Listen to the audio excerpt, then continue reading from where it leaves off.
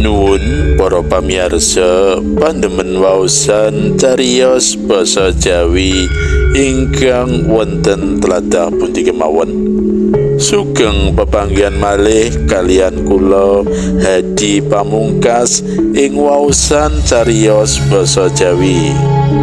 Purwakane ngatur pambuka kula mugi panjenengan sedaya tansah pinayungan karahayon saking Gusti kang murbeng dumadi.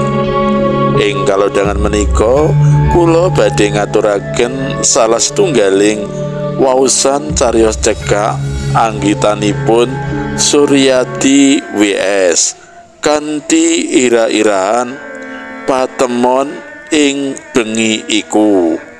Kados pundi lampahipun cariyos, sumangga dipun pidhangetaken ngantos pungkasaning cariyos. 17 taun ora tau ngambah, dlamaan sikile Parto krasa gringgang-gringging tumapak ing dalan iku. Isih seger pangiling-ilinge marang lelakon elek sing ditemah dik semono.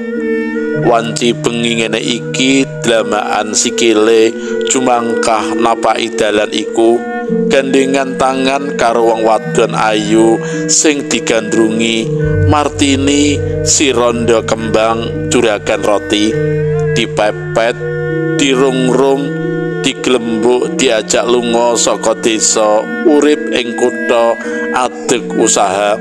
Pancen kelakon tenan dadi sugih ing kutha kono.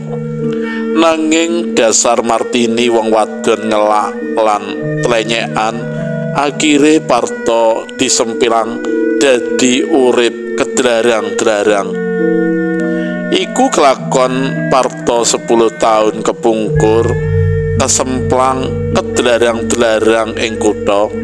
Arep bali desa isin karo bojo lan tangga, ora mulih njur arep ngopo.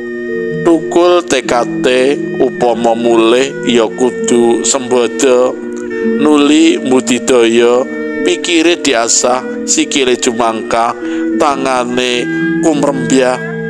Siji TKT mau mulih nyang desa mbaleni bojone lawas, ya kudu sembada kahanane supaya ora diece-ece dening bojo sing dicidrani Surati. Bengi iku Parto mulih desa tenan nganggo kathok dawa lutuh, kelambi klumbuh tur amoh, kalung sarung kluwus. Aneh awake kok lemu, nadyan ya klumut, ora resik kaya awake wong sugih. Raine reget, ora katon sumunar kaya raine juragan. Sikile grimang-griming napaki dalan tengah sawah sing tumuju desa papan dununge bojone. Dukuh Trucuk, desa Trucuk, kecamatan Trucuk. Atine deg-degan, iki aneh, arep ketemu bojone dhewe kok deg-degan. Awit batine kebak tandha pitakon, saiki iki Surati isih tetep bojoku apa dudu? Isih tetep ijen apa wis diwengku wong lanang liya? Anake wadon biyen kae wis sepira? Saiki kaya ngopo? Sekolah apa ora? Isih prawan apa wis omah-omah? Njur kae, kabeh piye? Sewu pitakon kemroyo ing pikirane lan kabeh ora ana wangsulane. Jawabane bakal cetha mengko sedelok maneh yen Parto wis kelakon bali ketemu Surati, bojo sing dikianati 17 taun kepungkur. Liwat dalan tengah desa dhewean wis pangling, akeh omah anyar kanthi cakre anyar madeg ing kiwa tengen lurung. Mula rada angel goleki omahe dhewe sing ditinggal biyen. Malah nalika wis tekan ing ngarep omah sing digoleki dheweke dadi tida-tida.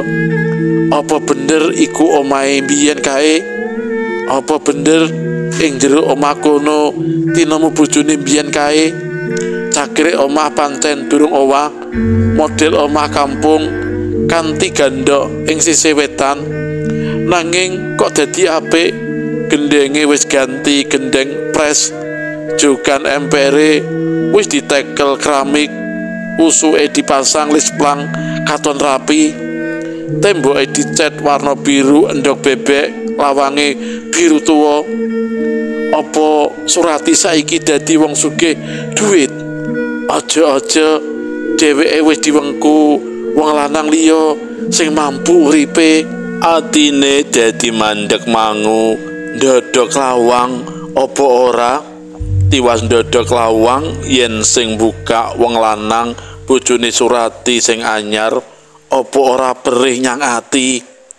Nanging yen trima bali lunga, kok cilaka temen awake. Ado-ado mlaku saka kutha Yogya tekan kene mung arep bali nglenthung.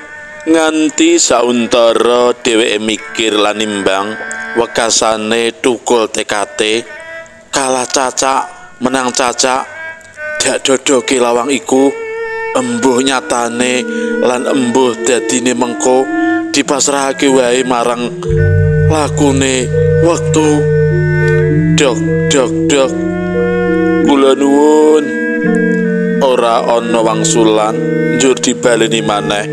Dok kula nuwun, ora ana wangsulan dibaleni maneh. Dok kula nuwun. Mangga sinten nggih? Keprungu wangsulan saka jero. Let sedelo lawang mengo, ana wong wadon awake sedet seger ngadeg ing mburi lawang. Batine Parto alok, iku genah Surati. Nanging awake kok mundhak seger singset nalika dak tinggal biyen kuru. Sinten nggih? Badhe wonten perlu napa? Takone Surati sajak sangga runggi. Aku Rati, aku mung kepengin weruh kahananmu lan anakmu saiki piye. Krungu ucape dayohe, atine Surati rada geter. Suarane iku kok kaya suarane Mas Parto. Carane nyebut jenenge Rati iku uga pakulinane Mas Parto biyen. Nanging kahanane kok kaya ngono. Sandang panganggone sarwa kluwus, kathok klambi amo lan luthuk. Awake kok luwih gedhe timbang biyen, raine luwih bunder tinimbang biyen. Dimat-matke nanging rai iku ora pati cetha merga ora langsung kesorot padange lampu. Apa kowe Mas Parto? Takone Surati. Iya Rati, aku bojo, aku Parto. Saure Parto rada gagap arep nyebut bojomu ora sida sebab durung ngerti kahanane Surati waktu iki. Mlebu Mas, lungguh kene. Akone Surati karo mlaku nyaketi kursi tamu, banjur ndisi lungguh ing kursi sisih kidul. Parto nuruti lungguh ing kursi sisih lor, ngungkurake lawang. Saiki raine dadi katon cetha kesorot lampu listrik sing ana sisih dhuwur. Surati ora pangkling, iku Mas Parto mung luwih bunder merga lemu. Nanging kok reget cunduk karo sandangane sing luthuk lan pating srompal. Kowe mau saka ngendi? Takone Surati. Saka kutha, saka Yogyakarta. Numpak apa? Kok yamene tekan kene? Mlaku Rati. Mlaku? Takone Surati semu kaget. Saka Yogya tekan kene mlaku. Lah arep numpak apa? Numpak Honda ora duwe, arep ngebis ora duwe duit lan maneh yen kere kaya aku iki numpak bis bakal jijiki penumpang liyane. Oh, jadi saiki kowe dadi kere Mas. Biyen kowe lunga saka ngomah karo wedokan lebes martini kae, nggawa duit akeh, duit pepayone kebon warisane wong tuamu sing kok kon noroki adimu. Bareng duit entek dadi kere, kowe terus mulai mrene. Apa kowe ora kelingan yen nalika kok tinggal minggat biyen anak bojomu iku urip kaya ngene? Tekaku mrene bengi iki ora arep mulai mrene Rati. Lah arep ngopo? Wong nyatane kowe tekan kene. Takone Rati. Mung kepengin ngerti kahananmu saiki lan anakmu Ningsih. Nalika kok tinggal biyen sadurunge setahun aku lan anakmu Ningsih urip kaya kere Mas. Nanging saiki kowe weruh dhewe to. Omah iki dadi apik, awakku ya lemu, seger, mundak tuwa, ning malah mundak ayu. Kuwi aku wis weruh Rati, nanging dudu kuwi sing tak maksud kahananmu saiki. Lah apa sing kok maksud? Kowe dak tinggal lunga nganti 17 tahun tur mesti atimu lara banget. Mbok menawa kowe njur gugat-pegat terus dadi rondo, terus wis dipek wong lanang liya. Lah upama ngono, kowe arep ngopo? Arep nesu? Arep nyalake aku? Arep gugat? Babar pisan ora Rati. Upama ngono kuwi ora salah, kuwi hakmu Rati. Aku ki mung kepengin ngerti. Kepengin ngerti? Ngertenono Mas, aku iki dudu jenise wong wadon lebes kaya Martini. Jroning 17 tahun kok tinggal akeh wong lanang sing nyedhaki aku, dikira aku rondo, nanging aku ora tahu gagas arep gadang wong lanang, ora pengen gugat-pegat.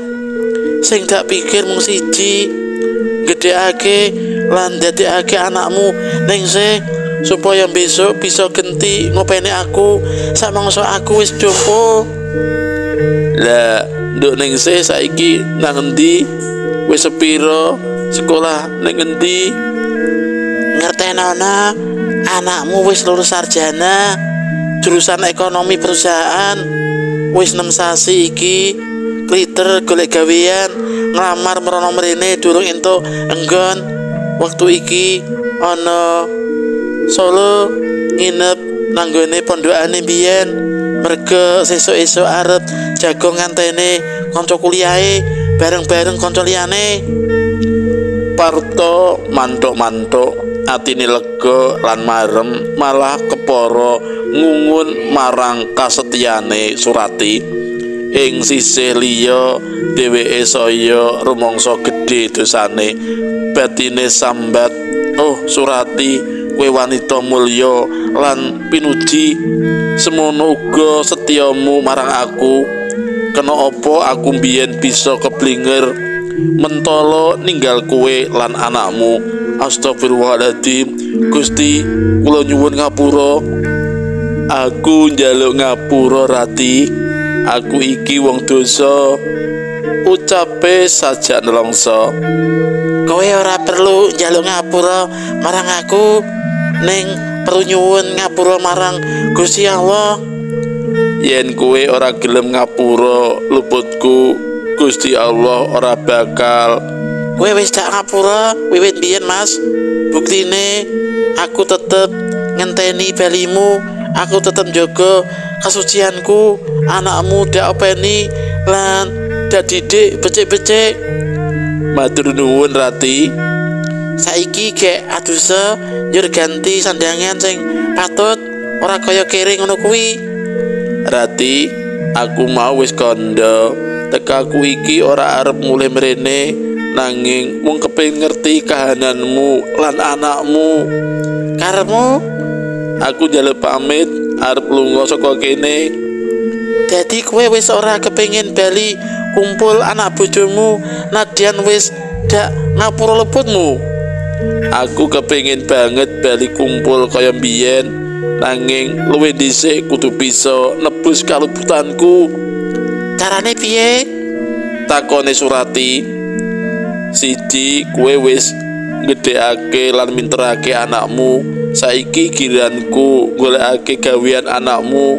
Loro, yen bali kumpul aku kudu bisa muktekake kowe, Rati. Surati guyu nyekekek karo Alok.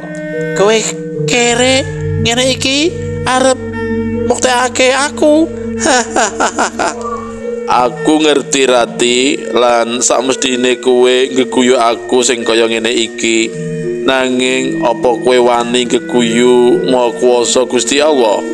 Yen Gusti Allah ngersakake tlaga bisa diwalik dadi gunung, kosok baline gunung bisa diwalik dadi tlaga mung ing wektu sak menit, 2 menit. Bareng Parto nyebut asmane Allah, Surati dadi geter atine. Dumadakan kaya weruh ing jero dadane priya kere iku katon sumimpen jiwa satriya sing dikenal Surati jaman isih enom biyen. Mripate mandeng priya sing lungguh ndingkluk sajak nglunuh iku. Batine Alok, Mas, kowe durung kelangan jiwa satriyamu. Aku ora kabutan kowe bali marang aku. Nanging lambene muni, Mas, apa ora prayoga nginep kene wae, ngaso dhisik, gek sesuk Padang lagi bali lunga. Kowe rak kesel mentas mlaku saka Yogya. matur nuwun Rati, nanging aku rumangsa ora patut nginep ing omah sing wis kodandani apik iki. Ora pantes melu nyawang anak sing wis dak klelerake nanging kasil kok labuhi lulus sarjana. Aku kudu bisa nimbangi lelabuhanmu Rati. Mula aku njaluk pamit, mong aku meling anakmu genduk Werdiningsih dawana supaya nglamar menyang PT Bumi Asih ing Yogya, ing dalan jurusan Yogya Piyungan. Sebab kono dong butuhake tenaga sarjana ekonomi. Kok kowe ngerti? Nalika aku mlaku arep mangkat mrene dikandani koncoku, biyen aku tau kerja ana kono dadi tukang sapu. Rati, apes-apese yen genduk kelakon ditampa kerja ana kono, aku lagi wani bali mulih mrene. Parto ngadeg pamitan karo nyalami tangane Surati. Let sedelok wis bablas lumaku nyasak petenging wengi. Diuntapake Surati kanthi mripat kaca-kaca, ati kronto-ronto, batine kondo. Oh alah Mas, muga janjimu mau diijabah dening Gusti.